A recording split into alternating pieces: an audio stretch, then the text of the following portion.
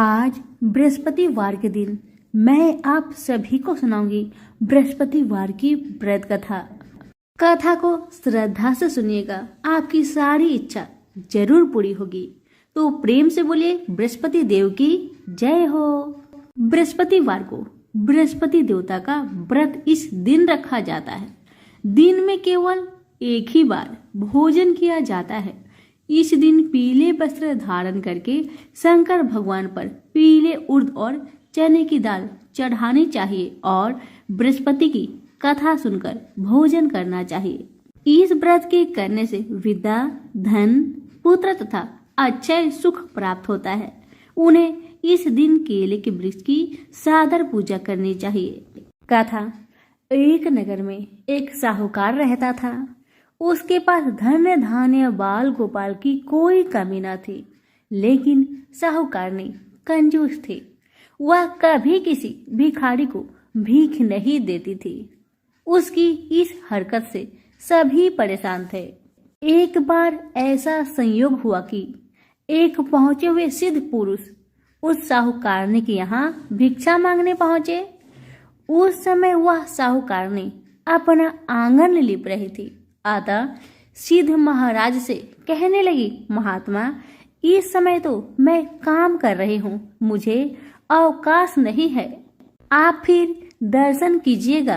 साधु बाबा दुआ देते हुए चले गए। कुछ दिनों बाद वे पुनः पधारे। उस समय साहूकारनी अपने पोते को खिला रही थी, अतः उसने भिक्षा देने में फिर असमर्थता दिखाकर साधु बाबा को फिर कभी अवकाश के समय आने को कहा। इस बार भिक्षुक का माथा ठनका। उसे साहूकार ने उस समय भी घर के किसी काम में अपने को व्यस्त रखने की कोशिश कर रही थी। इस बार तो साधु बाबा बहुत क्रोधित हो गए और क्रोधित हुए साधु बाबा ने साहूकारनी से कहा कि मैं तुम्हें कुछ उपाय बताता हूँ। यदि तुम अवकाश चाहती हो तो बृहस्पति को देर से उठा करो। सारे घर में झाड़ू लगाकर कूड़ा एक और इकट्ठा करके रख दिया करो। उस दिन घर में चौका न लगाया करो। स्नान आदि करने वाले इस दिन हजामत अवश्य बनवाया करे। भोजन बनाकर चूल्हे के पीछे रख दिया करो। शाम को काफी अंधेरा छा जाने के बाद दीपक बत्ती जलाया करो तथा इस दिन भूल कर भी न तो पीले वस्त्र धारण किया करो और न ही कोई पीली चीज खाया करो।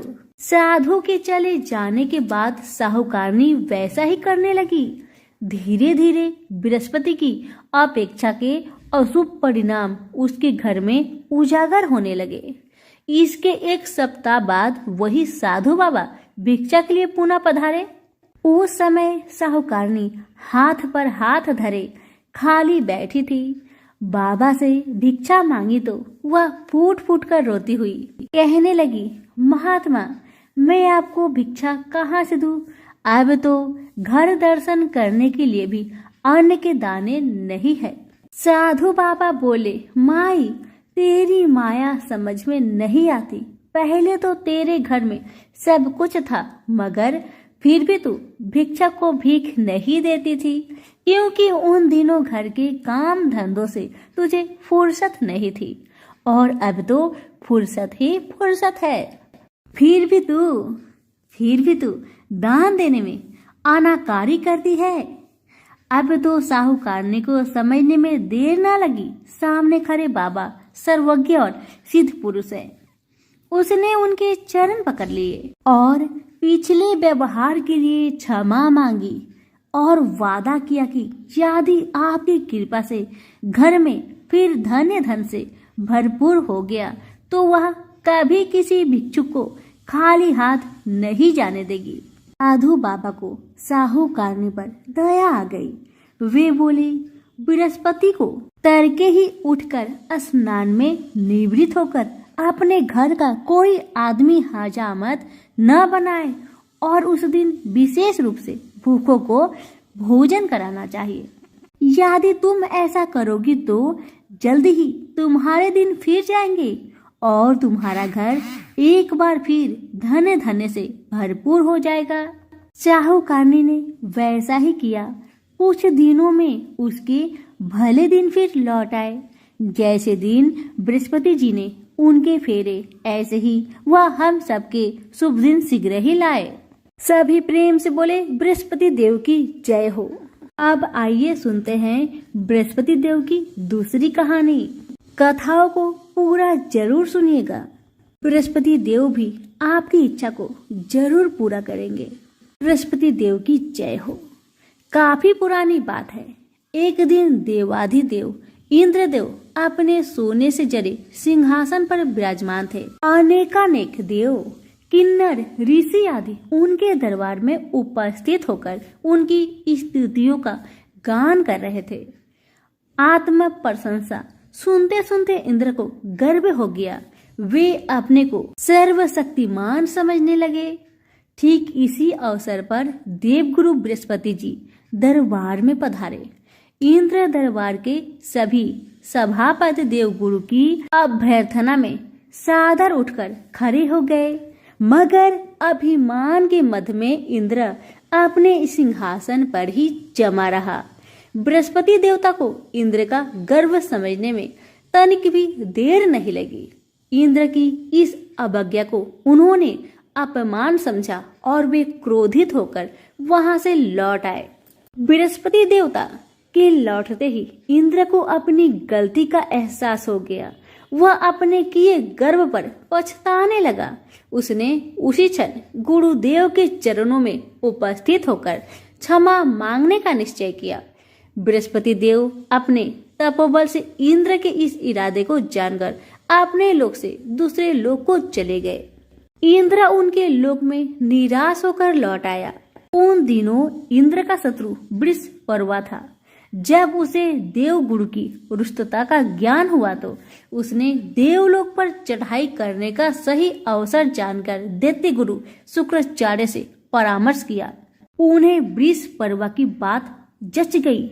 शुक्राचार्य की आज्ञा और बृहस्पति के नेतृत्व में दैत्य सेना ने इंद्र लोक को घेरकर ऐसी मार लगाई कि इंद्र देव को छठी का दूध याद आ गया। हार कर वे सिर पर पैर रखकर ब्रह्मा जी की सेवा में उपस्थित हुए।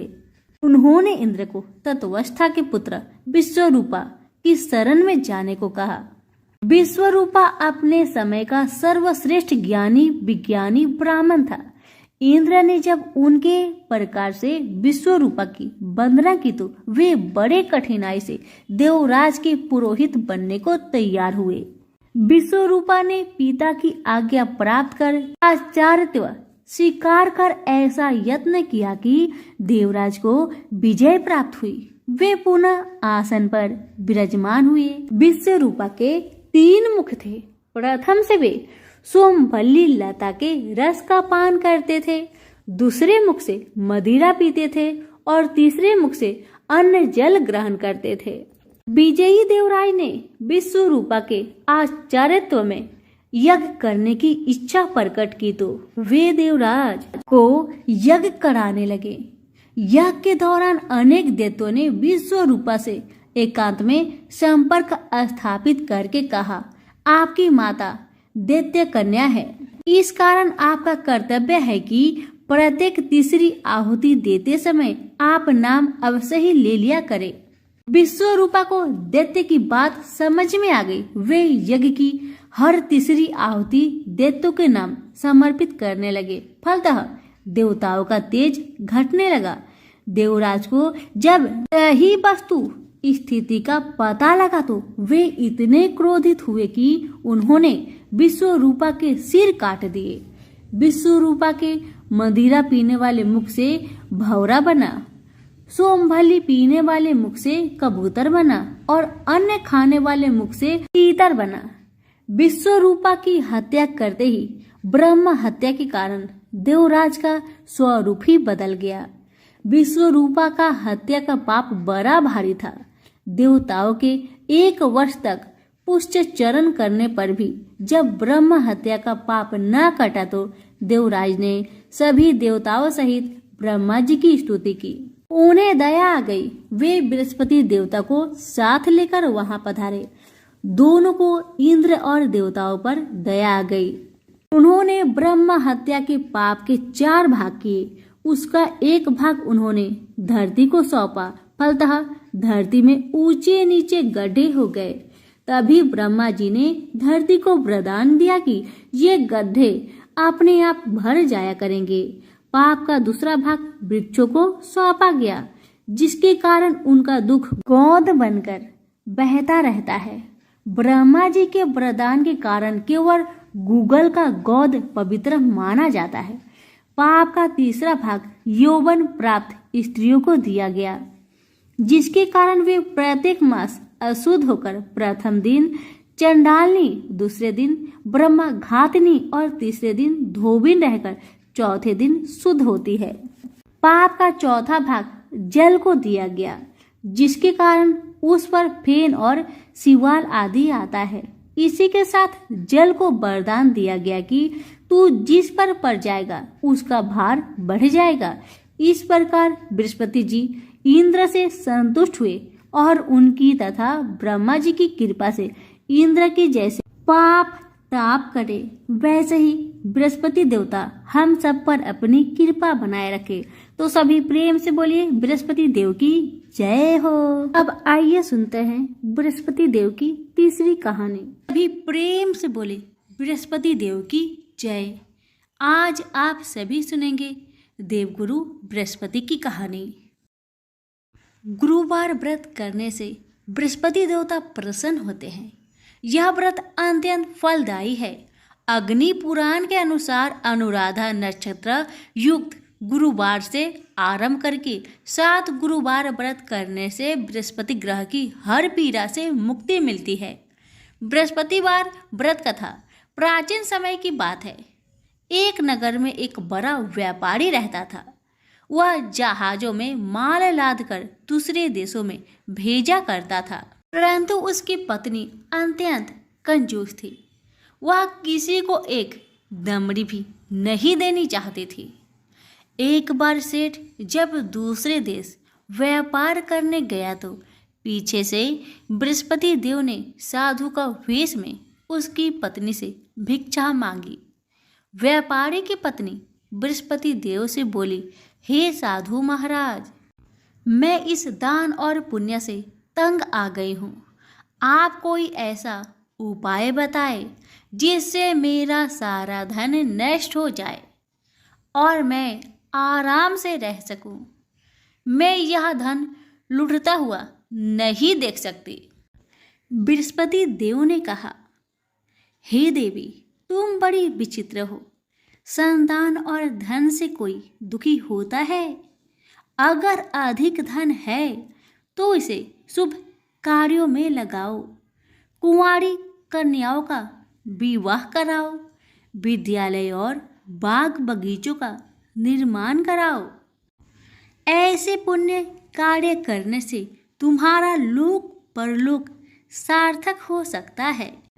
परंतु साधु की इन बातों से व्यापारी की पत्नी को खुशी नहीं हुई। उसने कहा, मुझे ऐसी धन की आवश्यकता नहीं है जिसे मैं दान में दूं। तब बृहस्पति देव बोले, यदि तुम्हारी ऐसी इच्छा है तो तुम एक उपाय करना।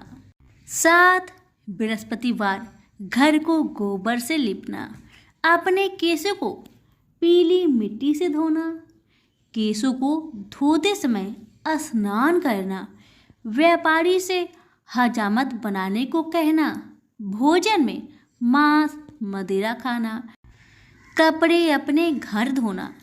ऐसा करने से तुम्हारा सारा धन नष्ट हो जाएगा। इतना कहकर बृहस्पति देव अंतर्ध्यान हो गए। व्यापारी की पत्नी ने बृहस्पति देव के कहे अनुसार 7 बृहस्पतिवार वैसा ही करने का निश्चय किया।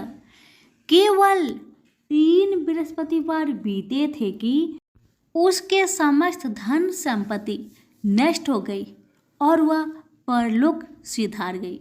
जब व्यापारी वापस आया तो उसने देखा कि उसका सब कुछ नष्ट हो चुका है।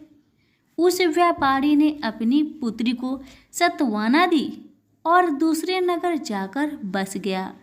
वहां वह जंगल से लकड़ी काटकर लाता और शहर में बेचता। इस तरह वह अपना जीवन व्यतीत करने लगा। एक दिन उसकी पुत्री ने दही खाने की इच्छा प्रकट की, लेकिन व्यापारी के पास दही खरीदने के पैसे नहीं थे। वह अपनी पुत्री को अवशासन देकर जंगल में लकड़ी काटने चला गया। वहां एक वृक्ष के नीचे बैठ अपनी पूर्व दशा पर विचार कर रोने लगा। उस दिन बृहस्पतिवार था। तभी वहां बृहस्पति देव साधु के रूप में सेठ के पास आए और बोले, हे मनुष्य, तू इस जंगल में किस चिंता से बैठा है? तब व्यापारी बोला, हे महाराज, आप सब कुछ जानते हैं। इतना कहकर व्यापारी अपनी कहानी सुनाकर रो पड़ा। बृहस्पति देव बोले, देखो बेटा, तुम्हारी पत्नी ने बृहस्पति देव का अपमान किया था, इसी कारण तुम्हारा यह हाल हुआ है। लेकिन अब तुम किसी प्रकार की चिंता मत करो। तुम गुरुवार के दिन बृहस्पति देव का पाठ करो। 2 पैसे के चने और गुड़ को लेकर जल के लोटे में शक्कर डालकर वह अमृत और प्रसाद अपने परिवार के सदस्यों और कथा सुनने वालों में बांट दो। स्वयं भी प्रसाद और चनरा मिलट लो। भगवान तुम्हारा अवश्य कल्याण करेंगे। साधु की बात सुनकर व्यापारी बोला, महाराज, मुझे तो इतना भी नहीं बचता कि मैं अपनी पुत्री को दही लाकर दे सकूं। इस पर साधु जी बोले, तुम लकड़ियां शहर में बेचने जाना। तुम्हें लकड़ियों के दाम पहले से चौगुने मिलेंगे, जिससे तुम्हारे सारे कार्य सिद्ध हो जाएंगे। उसने लकड़ियां काटी और शहर में बेचने के लिए चल पड़ा।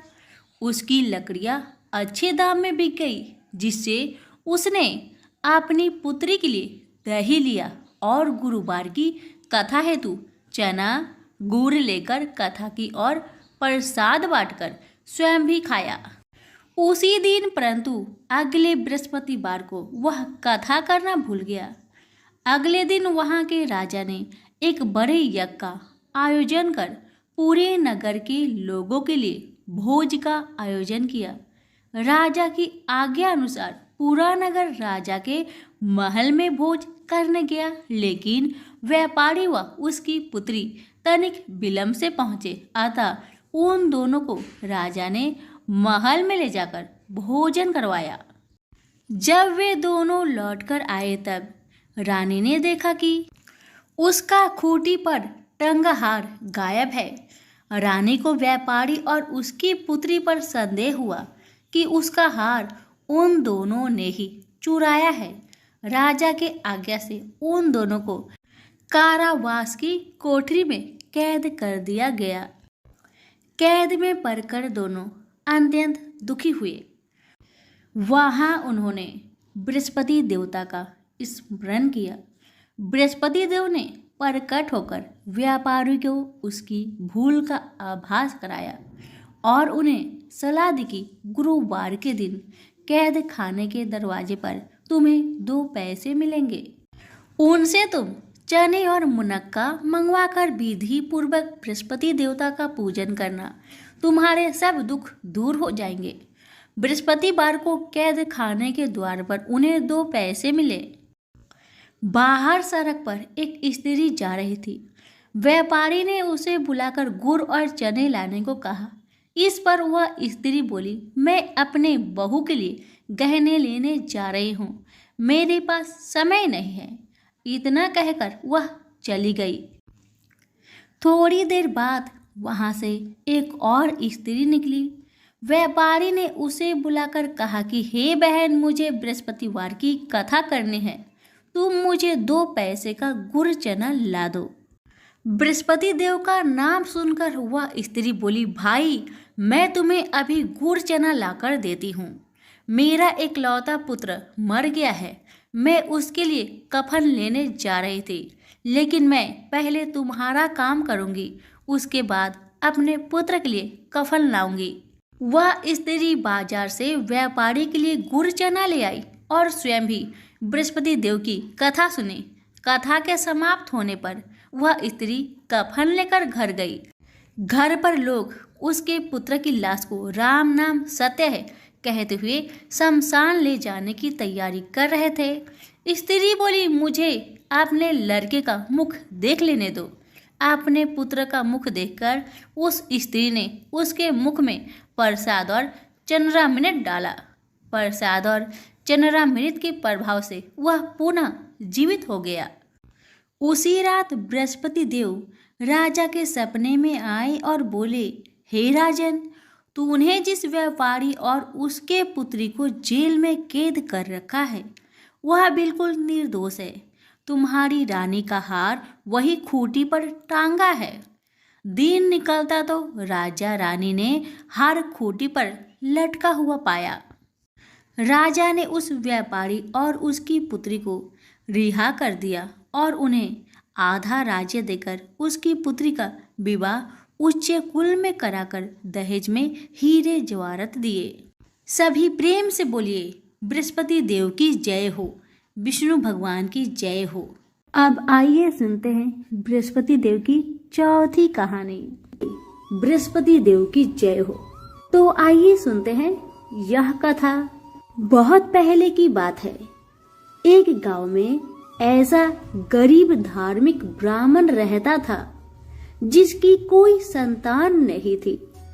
वह रोज नहा धोकर मन से देवताओं की पूजा करते हुए संतान की मांग करता, लेकिन ब्राह्मण की पत्नी खूब आलसी थी। वह न स्नान करती थी और न ही पूजा पाठ।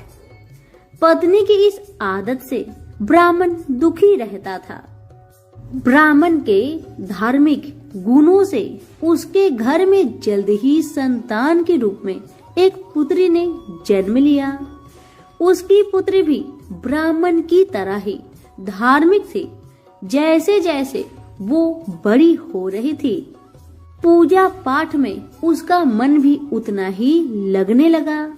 वह हर रोज सुबह उठती, स्नान करती और भगवान विष्णु का ध्यान व जप करती थी।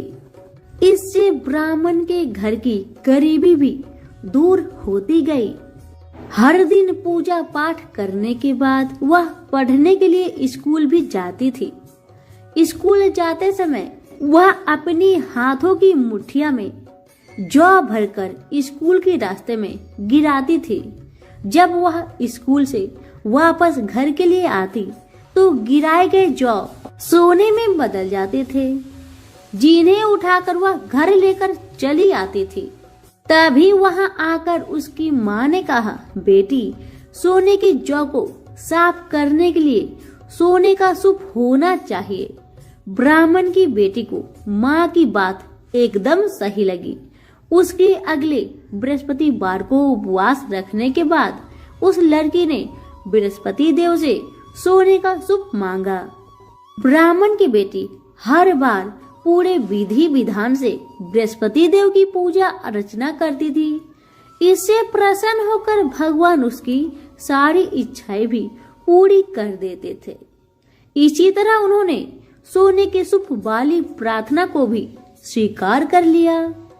अगले दिन हर रोज की तरह ब्राह्मण की बेटी पूजा पाठ करके स्कूल गई और रास्ते में जौ के दाने बोते हुए गई। वापस आते समय जब वह जौ के दाने बीन रही थी तो उसे सोने का सूप भी मिल गया। सोने का सूप लेकर वह घर आई, जिससे उसने सोने की जौ को साफ किए। एक दिन इसी तरह ब्राह्मण की बेटी घर के बाहर बैठकर सोने की जौ को सोने के सूप से साफ कर रही थी। तभी उसके घर के सामने से एक राजकुमार गुजर रहा था। राजकुमार ब्राह्मण की बेटी को देखते ही उस पर मोहित हो गया। जब वह अपने महल पहुंचा तो ब्राह्मण की बेटी के मोह में उसने खाना पीना त्याग दिया। जब राजा को यह बात पता चला तो उसने राजकुमार से इसका कारण पूछा। राजकुमार ने अपने दिल का सारा हाल राजा को बताया। अगले ही दिन राजा अपने मंत्री के साथ ब्राह्मण के घर गया और ब्राह्मण के सामने उसकी बेटी का विवाह अपने राजकुमार से करवाने का प्रस्ताव रखा। राजा का प्रस्ताव सुनकर ब्राह्मण काफी खुश हो गया। उसने तुरंत ही विवाह करने के लिए हाँ कर दी। कुछ ही दिनों में राजकुमार और ब्राह्मण की बेटी की शादी हो गई। इधर ब्राह्मण की बेटी शादी के बाद अपने ससुराल चली गई। उधर ब्राह्मण फिर से गरीब होने लगा। उसके बुरे दिन दोबारा वापस आ गए। एक दिन ब्राह्मण अपनी बेटी से मिलने के लिए उसके ससुराल गया। पिता की हालत देखकर उसने बहुत सारा धन देकर ब्राह्मण को विदा किया। बेटी का दिया हुआ धन कुछ ही दिनों में खत्म हो गया और ब्राह्मण गरीब की वजह से परेशान हो गया। ब्राह्मण फिर से अपनी बेटी से मिलने के लिए महल गया और उसने बेटी को सारी समस्याएं बताई। अपने गरीब ब्राह्मण पिता की बात सुनकर उसकी बेटी ने कहा, पिताजी, कल आप माँ को लेकर मेरे पास आए। मैं उन्हें बृहस्पति देव के उपवास और पूजन की विधि बताऊंगी। इसे करने से सारी समस्याएं दूर हो जाएगी। ब्राह्मण ने ऐसा ही किया। अगले दिन वह अपनी पत्नी को लेकर महल में बेटी से मिलने के लिए गया। पुत्री ने अपनी माँ को बहुत समझाया कि उन्हें आलस त्याग कर सुबह स्नान करना चाहिए और भगवान विष्णु की पूजा करनी चाहिए। लेकिन ब्राह्मण की पत्नी ने उसकी एक भी बात नहीं सुनी। वह अभी भी पहले की ही तरह रहती थी। माँ की ऐसी हरकतों से तंग आकर एक दिन उसकी पुत्री ने माँ को एक कोठरी में बंद कर दिया। उसे जबरन सुबह स्नान करवाया और भगवान विष्णु की पूजा करवाई। इससे उसकी माँ की बुद्धि में सुधार हो गया। अगले ही दिन से ब्राह्मण की पत्नी सुबह उठती, स्नान करती और भगवान विष्णु की पूजा करती। साथ ही बेटी के बताए अनुसार हर बृहस्पतिवार के दिन वह उपवास भी करने लगी। इससे प्रसन्न होकर बृहस्पति देव ने उसकी सारी गरीबी और समस्याएं दूर कर दी। फिर वह एक सुखी और संपन्न जीवन जीने लगी। इस व्रत के प्रभाव से मृत्यु के बाद ब्राह्मण और उसकी पत्नी को स्वर्ग का द्वार भी मिला। तो सभी मिलकर बोले, विष्णु भगवान की जय हो। अब मैं आप सभी को सुनाऊंगी पांचवी कथा। और पांचवी कथा है हमारी विष्णु जी और तुलसी माता की। श्री पद्म पुराण में तुलसी को पूर्व जन्म में जालंधर नामक दैत्य की पत्नी वृंदा बतलाया गया है। जालंधर को लोकहित में मारने के लिए भगवान विष्णु को सालग्राम बनना पड़ा। इसलिए इसको समस्त ब्रह्मांड भूत नारायण का प्रतीक माना गया है। भगवान विष्णु के वरदान से वृंदा को तुलसी का पौधा बनना पड़ा, जिसे सर्वत्र पूजा जाता है। ऐसा कहा जाता है कि वृंदा की भक्ति और विष्णु के प्रति उसका समर्पण ही तुलसी की पत्तियों में सुगंध बनकर आया है। भारतीय नारी तुलसी को सौभाग्यदायिनी मानकर उनकी पूजा और व्रत करती है। कथा। ईश्वर पर्व की कथा का उल्लेख श्री पद्म पुराण में इस प्रकार हुआ है। प्राचीन समय में जालंधर नामक एक दैत्य ने अपनी उत्पातों के कारण सभी को भयभीत कर रखा था। उसकी पत्नी वृंदा रूपवती होने के साथ एक पतिव्रता स्त्री थी। उसी के प्रताप से वह सर्व विजय बना हुआ था। उस दैत्य से भयभीत होकर ऋषि मुनि और देवतागण भगवान विष्णु के पास अपनी विपदा सुनाने पहुंचे तो उन्होंने वृंदा का पति धर्म भंग करके उसका बल छीन करने का निश्चय किया। भगवान विष्णु ने अपनी योग माया से एक मृत शरीर वृंदा के आंगन में फेंकवा दिया। उसे अपने पति का शरीर समझकर वृंदा ने उसका आलिंगन कर लिया। इससे उसका पति धर्म नष्ट हो गया, जबकि उसका पति तो देवलोक में इंद्र से युद्ध कर रहा था। इधर वृंदा का अस्तित्व नष्ट हुआ तो उसका पति युद्ध में हारकर मृत्यु को प्राप्त हुआ। जब वृंदा को वस्तु स्थिति ज्ञात हुई कि यह सब भगवान का छल कपट था, तो उसने क्रोधित होकर भगवान विष्णु को श्राप दे दिया कि जिस प्रकार तुमने मुझे छल से पति वियोगी बनाया है, ठीक उसी तरह तुम भी अपनी पत्नी का छल पूर्वक हरण होने पर उसके वियोग में सहने के लिए मृत्यु लोक में जन्म लोगे। इतना कहकर वृंदा अपने पति के शव के साथ उसके वियोग में तड़पती हुई सती हो गई। कालांतर में राम अवतार के समय भगवान राम को सीता का ऐसा ही वियोग सहन करने पड़ा। पार्वती ने वृंदा की भस्म में तुलसी, आंवला और मालती के वृक्ष लगाए। इनमें से तुलसी को भगवान विष्णु ने वृंदा का रूप समझकर अपनाया। कुछ लोग यह भी मानते हैं कि भगवान विष्णु ने छल से वृंदा का अस्तित्व भंग कराया था, तो उसने उन्हें पत्थर बनने का श्राप दिया था।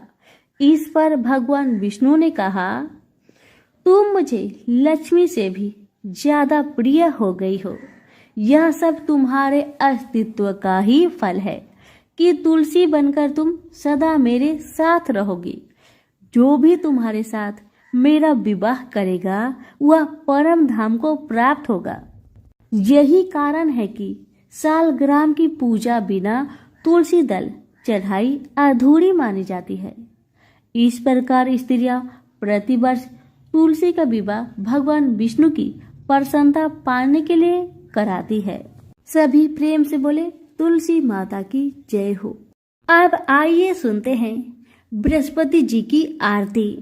ओम जय बृहस्पति वार देवा, जय बृहस्पति वार देवा, छिन छिन भोग लगाओ फल मेवा। ओम जय बृहस्पति वार देवा, तुम पूर्ण परमात्मा, तुम अंतर्यामी, जगत पिता जगदीश्वर, तुम सबके स्वामी। ओम जय बृहस्पति वार देवा, चनरा मृत निज निर्मल, सब पातक हरता, सकल मनोरथ दायक, कृपा करो भरता। ओम जय बृहस्पति वार देवा, तन मन धन अर्पण कर जो शरण परे, प्रभु प्रकट तब हो करे, आदर द्वार खरे। ओम जय बृहस्पति वार देवा, दीन दयाल दयानिधि, भक्तन हितकारी, पाप दोष सब हरता, भाव बंधन हारी। ओम जय बृहस्पति वार देवा, सकल मनोरथ दायक, सब संचय तारो, विषय विकार मिटाओ, संतन सुखकारी। ओम जय बृहस्पति वार देवा, जो कोई आरती तेरी प्रेम सहित गावे, ज्येष्ठानंद बंद सो सो निश्चय पावे। ओम जय बृहस्पति वार देवा। सभी प्रेम से बोले बृहस्पति देव की जय हो। प्रेम से बोलिए साईं बाबा की जय। श्री साईं बाबा व्रत रखने के नियम। श्री साईं व्रत को कोई भी स्त्री पुरुष और बच्चे भी रख सकते हैं। साईं बाबा का व्रत जात पात के भेदभाव के बिना कोई भी व्यक्ति कर सकता है। यह व्रत बहुत चमत्कारी है। 9 गुरुवार को विधि पूर्वक व्रत करने से इच्छित फल की प्राप्ति होती है। यह व्रत किसी भी गुरुवार को साईं बाबा का नाम लेकर शुरू किया जा सकता है। जिस कार्य सिद्धि के लिए व्रत किया गया हो उसके लिए साईं बाबा से सच्चे मन से प्रार्थना करनी चाहिए। श्री साईं बाबा आपकी मनोकामना अवश्य पूर्ण करेंगे। यह व्रत कलाधर लेकर भी किया जा सकता है, जैसे दूध, चाय, फल, मिठाई इत्यादि, अथवा एक समय भोजन मीठा या नमकीन करके किया जा सकता है। भूखे रहकर उपवास ना कर सके तो व्रत वाले दिन सुबह या शाम को साईं बाबा की फोटो तथा श्री साईनाथ सिद्ध बिसा यंत्र की पूजा करनी चाहिए। पूजा करने से पूर्व नहा धोकर वस्त्र पहने। इसके पश्चात पूर्व दिशा में किसी आसन पर कोरा पीला कपड़ा बिछाकर उस पर श्री साईं बाबा की फोटो व साईं यंत्र को स्वच्छ जल से पोंछकर स्थापित करें। चंदन का तिलक लगाए और पीले फूल चढ़ाए और अगरबत्ती तथा दीपक, शुद्ध घी का दीपक जलाकर साईं व्रत की कथा पढ़नी या फिर सुननी चाहिए। तथा जिस कार्य के सिद्धि के लिए व्रत रख रहे हैं उस कार्य को निर्विघ्न पूरा करने के लिए श्री साईं बाबा की सच्चे मन से प्रार्थना करनी चाहिए और श्री साईं बाबा की आरती करके प्रसाद बांटे तथा स्वयं भी ग्रहण करें। प्रसाद में कोई फल भी, मिठाई अथवा घर में बनाई खिचड़ी बांटे। 9 गुरुवार को यदि संभव हो तो साईं बाबा के मंदिर में जाकर साईं के दर्शन जरूर करें। यदि साईं के मंदिर न जा पाए तो घर पर ही श्रद्धा भक्ति पूर्वक साईं बाबा की पूजा की जा सकती है। यदि व्रत वाले दिन कहीं बाहर जाना हो या यात्रा पर हो तो व्रत चालू रखा जा सकता है या फिर उस गुरुवार को छोड़कर अगले गुरुवार को व्रत करें। स्त्रियां यदि व्रत के समय रजवाला होने के कारण अथवा किसी अन्य कारण से व्रत न रख पाए तो उस गुरुवार को 9 गुरुवार की गिनती में न लीजिए और उस गुरुवार के बदले अन्य गुरुवार को व्रत करके 9वें गुरुवार का उद्यापन करें। एक बार मनोकामना अनुसार व्रत पूर्ण करने के बाद फिर मनोकामना कर फिर से साईं व्रत शुरू कर सकते हैं। श्री साईं बाबा व्रत की उद्यापन विधि।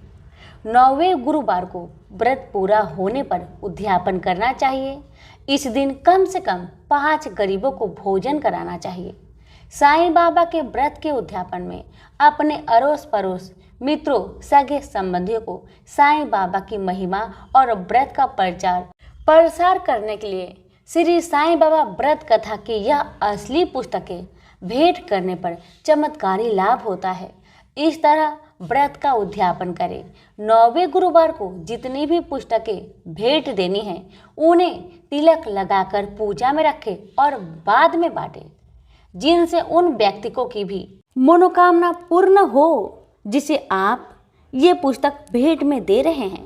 श्री साईनाथ सिद्ध बिसा यंत्र जिसकी 9 गुरुवार पूजा की है उस मंत्र को अपने पूजा के स्थान पर स्थापित कर दे।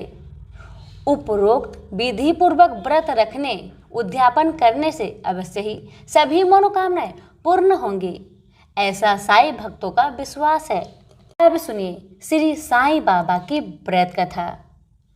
रामा बहन और उनके पति दीपक एक बड़े नगर में रहते थे।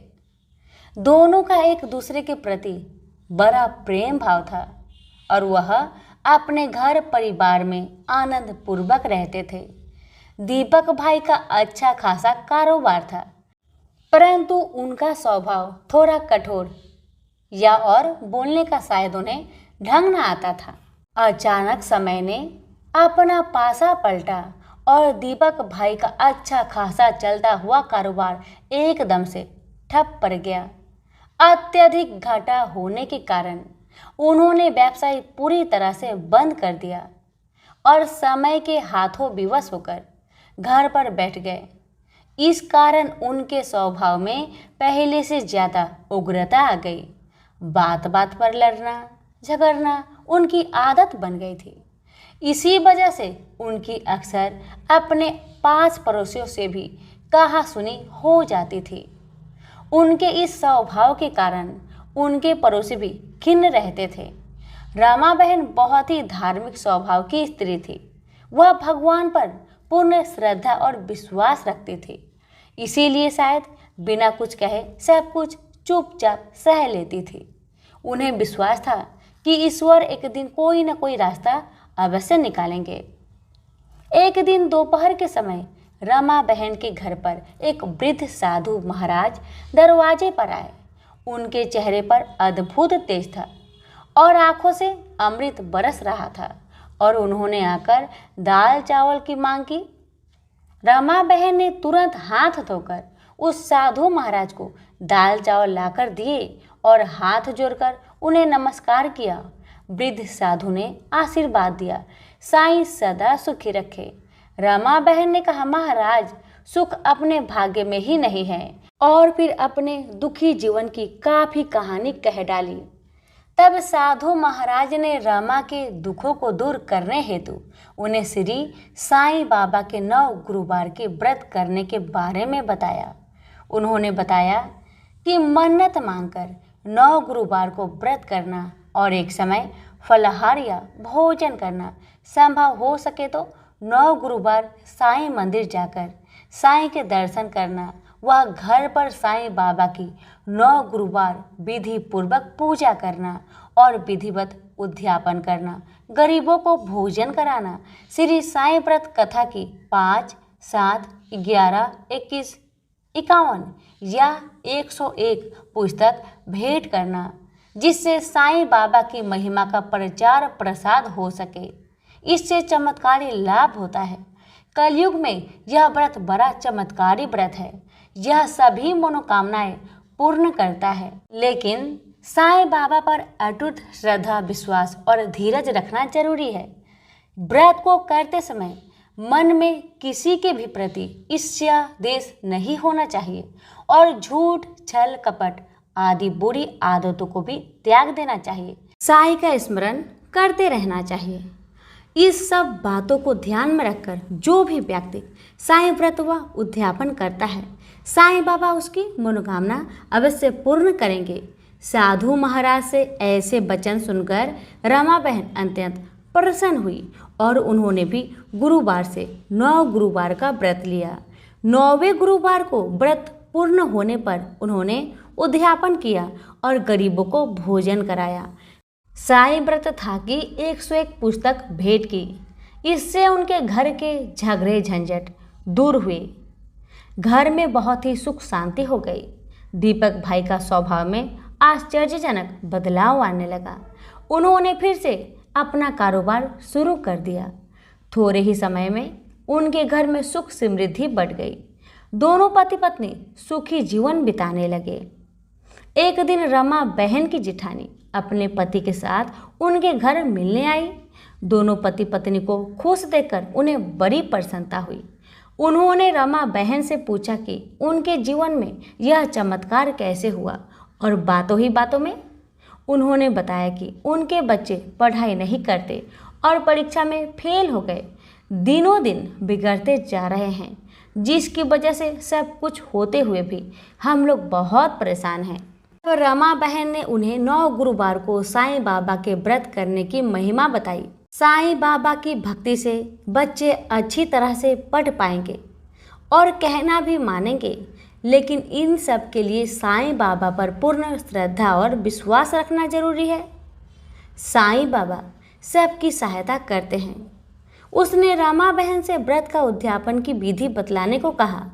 रमा ने 9 गुरुवार तक व्रत करने व संभव हो तो साईं मंदिर में जाकर साईं दर्शन करने के लिए कहा, और ये भी बताया कि यह व्रत स्त्री पुरुष एवं बच्चे सभी कर सकते हैं। 9 गुरुवार साईं बाबा की फोटो तथा सिद्ध साईं यंत्र की पूजा करना, फूल चढ़ाना, दीपक अगरबत्ती आदि प्रसाद चढ़ाना एवं साईं बाबा का स्मरण करना, आरती करना आदि विधि बताई। साईं व्रत कथा, साईं स्मरण, साईं चालीसा, कवच, साईं बावनी, साईं नाम माला आदि का पाठ करना, 9वें गुरुवार को उद्यापन करना, यथाशक्ति साईं व्रत कथा की पुस्तकें पास पड़ोस मित्रों और सगे संबंधियों को भेंट कर देना। उनकी जेठानी यह सब सुन बहुत प्रसन्न हुई। उसने भी अपने घर जाकर पूर्ण श्रद्धा और विश्वास से 9 गुरुवार का व्रत किया। जिसका परिणाम ये हुआ कि उनके बच्चे अब मन लगाकर पढ़ने लगे और सभी का कहा मानते तथा घर के छोटे मोटे कामों में भी हाथ बटाते तथा परीक्षा होने पर अपनी कक्षा में फर्स्ट आए। अब तो वह अपने मोहल्ले पड़ोस में दुखी लोगों को साईं बाबा के चमत्कारी व्रत का महात्म्य बताने लगी, जिसके फलस्वरूप उनकी सहेली की बेटी, जिसकी उम्र ज्यादा होती जा रही थी, बहुत अच्छी जगह शादी साईं व्रत रखने से हो गई। एक पड़ोसन जिनके पति गंभीर रूप से बीमार थे, वो भी साईं व्रत की कृपा से स्वस्थ हो गए। और भी ऐसे अनेक अद्भुत चमत्कार हुए थे। रमा बहन ने कहा कि साईं बाबा की महिमा महान है। हे साईं बाबा, जैसे आप लोगों पर प्रसन्न होते हैं, अपनी कृपा करते हैं, वैसे हम पर भी प्रसन्न हो, अपनी कृपा करना। और जो भी इस कथा को पढ़े या सुने उसके भी सभी मनोरथ पूर्ण हो। तो सभी मिलकर बोले साईं महाराज की जय। अब सुनिए श्री साईं बाबा की आरती। आरती श्री साईं गुरुवर की, रमानंद सदा सुरवर की। जाके कृपा विपुल सुखकारी, दुख शोक संकट भयहारी। श्रीदी में अवतार रचाया, चमत्कार से तत्व दिखाया। कितने भक्त चरण थर आए, वे सुख शांति चिरंतर पावे। भाव धरे जो मन में जैसा, पावन अनुभव वो ही बैसा। गुरु की ऊदी लगावे तन को, समाधान लाभत उस मन को। साईं नाम सदा जो गावे, सो फल जग में ससवत पावे। गुरु बासर करी पूजा सेवा, उस पर कृपा करत गुरुदेवा। राम कृष्ण हनुमान रूप में दे दर्शन, जानत सो मन में विविध धर्म के सेवक आते। दर्शन इच्छित फल पाते। जय बोलो साईं बाबा की, जय बोलो अवधूत गुरु की। साईं दास आरती को गावे, घर में वसी सुख मंगल पावे। प्रेम से बोलिए श्री साईं बाबा की जय। कथा अच्छी लगे तो दूसरों को शेयर करना ना भूले। धन्यवाद।